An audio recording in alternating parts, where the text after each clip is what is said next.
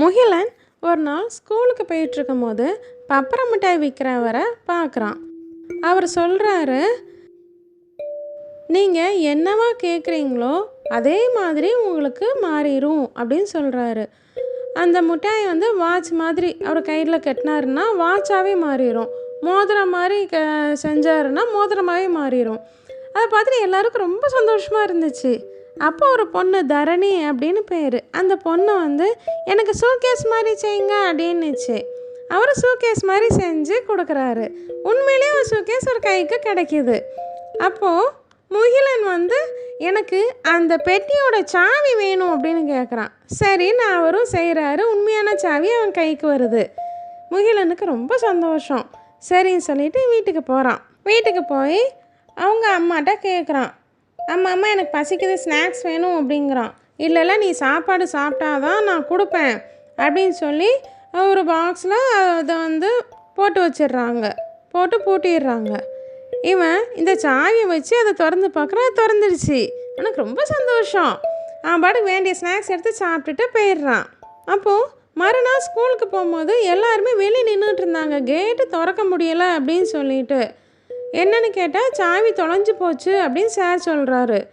உடனே முகிலன் சொல்கிறான், சார் கொஞ்சம் வெயிட் பண்ணுங்க, நான் ஒரு சாவி வச்சுருக்கேன், அது திறக்குதான்னு பார்ப்போம் அப்படிங்கிறான். சரிடா போய் எடுத்துகிட்டு வாடா அப்படிங்காரு சார். இவன் வீட்டுக்கு ஓடி சாவியை எடுத்துகிட்டு வர்றான். அந்த பூட்டை திறந்து பார்த்தா திறந்துக்குச்சு. பரவாயில்லையேடா அப்படிங்காரு.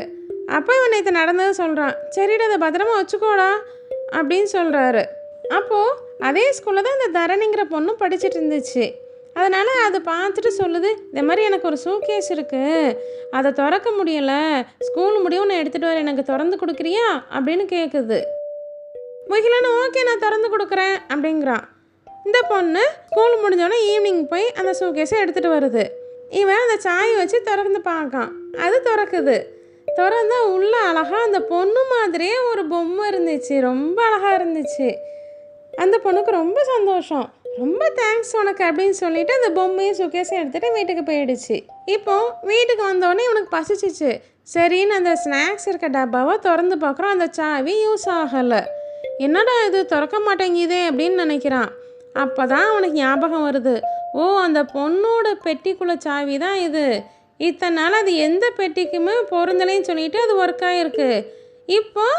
இப்போ அதோட பெட்டி எதுன்னு அது தெரிஞ்சுக்கிச்சு. இப்போ ஒர்க் ஆக மாட்டேங்குது அப்படின்னு முகிலன் புரிஞ்சுக்கிட்டான். சரின்னு மறுநாள் தரணிகிட்ட போய் சொல்கிறான், இதை மாதிரி எனக்கு இது ஒர்க் ஆகலை அப்படின்னு சொல்கிறான். பற்றியா என்னோட இதுக்கு நீ ஆசைப்பட்டால் அதுதான் அடுத்தவங்க பொருளுக்கு ஆசைப்படக்கூடாது அப்படிங்குது அந்த பொண்ணு. ஆமாம்மா நீ சொல்கிறது சரிதான், அந்த சாவியை நீயே வச்சுக்கோ அப்படின்னு சொல்லி கொடுத்துட்றான் முகிலன்.